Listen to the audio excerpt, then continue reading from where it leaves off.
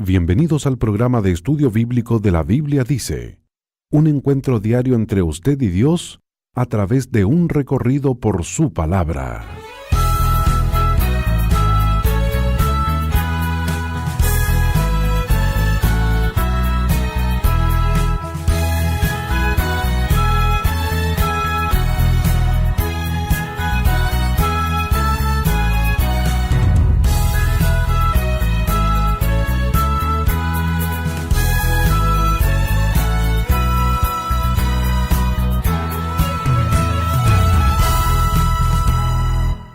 Cordiales saludos, amable oyente. Bienvenido al estudio bíblico de hoy. Continuamos con el estudio del libro de Daniel.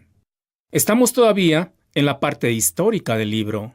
En nuestro último estudio bíblico terminamos con el capítulo 3. En este capítulo vimos cómo el rey Nabucodonosor fue testigo del asombroso poder de Jehová, el Dios de Israel, cuando protegió del fuego a 3 varones judíos que fueron arrojados vivos a un horno de fuego ardiendo, por haberse rehusado a adorar una estatua de oro que Nabucodonosor había hecho edificar. Fue tal la proeza que hizo Jehová que los varones judíos salieron caminando del horno de fuego ardiendo y ni siquiera sus cabellos se quemaron. Inclusive, los vestidos de los varones judíos no tenían olor a fuego. Así de poderoso es Dios, amable oyente. Nabucodonosor reconoció que Jehová es tan poderoso que no hay Dios que pueda librar como Él. Pero llegó solamente hasta allí. Le faltó el paso importante de desechar todos sus dioses falsos y quedarse solo con Jehová. Pues justamente esto es lo que sucedió en la historia relatada en el capítulo 4, lo cual vamos a comenzar a estudiar el día de hoy.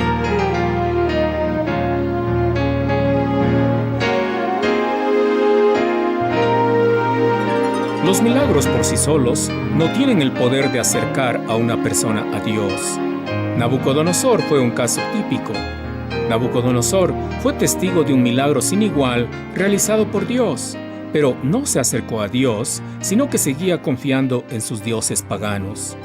Para que una persona se acerque a Dios, hace falta que Dios haga una obra de regeneración, un cambio interior en esa persona, y eso suele suceder a raíz de alguna crisis.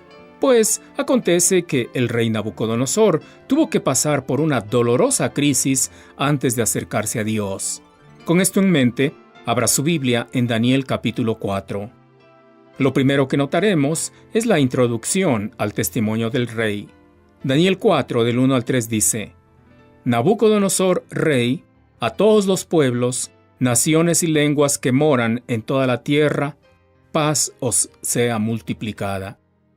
Conviene que yo declare las señales y milagros que el Dios Altísimo ha hecho conmigo.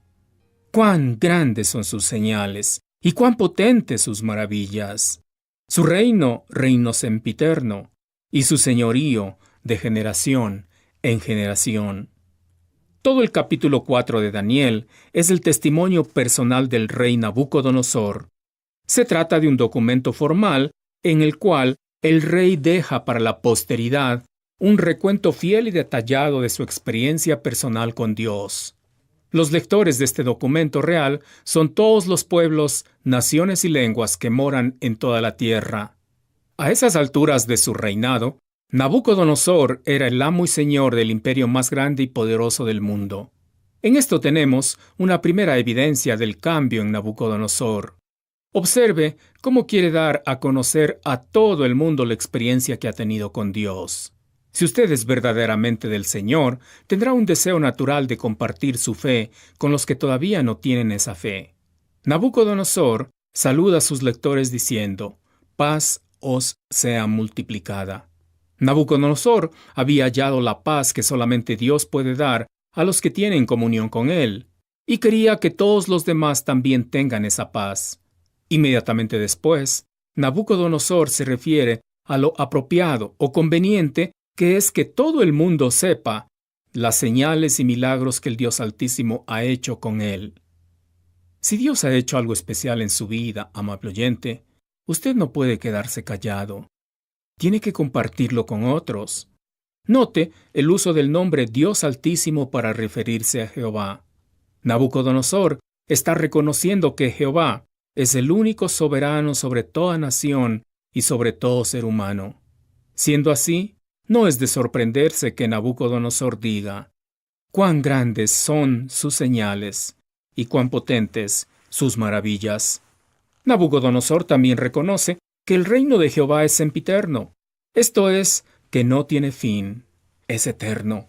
El dominio o señorío de Jehová es de generación en generación. Un incrédulo no puede dar un testimonio tan poderoso sobre Jehová. Solamente alguien que ha sido regenerado por Jehová puede hacerlo. Pero, ¿qué es lo que provocó este notable cambio en Nabucodonosor? Pues, Nabucodonosor nos muestra que todo comenzó con un sueño que tuvo. Daniel 4:4-5 dice: «Yo, Nabucodonosor, estaba tranquilo en mi casa y floreciente en mi palacio. Vi un sueño que me espantó, y tendido en cama, las imaginaciones y visiones de mi cabeza me turbaron». Habiendo conquistado todo lo que podía conquistar, Nabucodonosor se sentía orgulloso de sus logros. Era tiempo para recrearse en el pensamiento de que había llegado a lo más alto. Era el hombre más grande y poderoso del mundo. El rey pensaba que ni siquiera Dios estaba a su nivel. Estaba tranquilo en su casa y floreciente en su palacio. Pero al retirarse a dormir, le vino un sueño que le hizo espantar. Se despertó y no le quedaba ánimo ni para salir de la cama. Lo que pasa es que las imaginaciones y las visiones de su cabeza le estaban turbando. Cuando nuestra confianza no está puesta en Dios, nos sentimos muy bien cuando las cosas salen bien. Pero tan pronto sucede algo que no esperamos, nos asustamos y como Nabucodonosor nos turbamos. Veamos lo que hizo Nabucodonosor cuando recuperó el aliento. Daniel 4:6-7 dice: «Por esto mandé que vinieran delante de mí todos los sabios de Babilonia, para que me mostrasen la interpretación del sueño.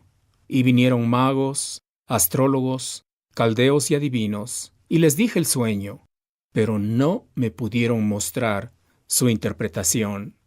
Fiel a sus costumbres paganas, Nabucodonosor hizo llamar a todos los sabios de Babilonia para que interpreten su sueño. Así que, inmediatamente se pusieron a sus órdenes magos, astrólogos, caldeos y adivinos. El rey entonces les dijo lo que había soñado y esperó la interpretación.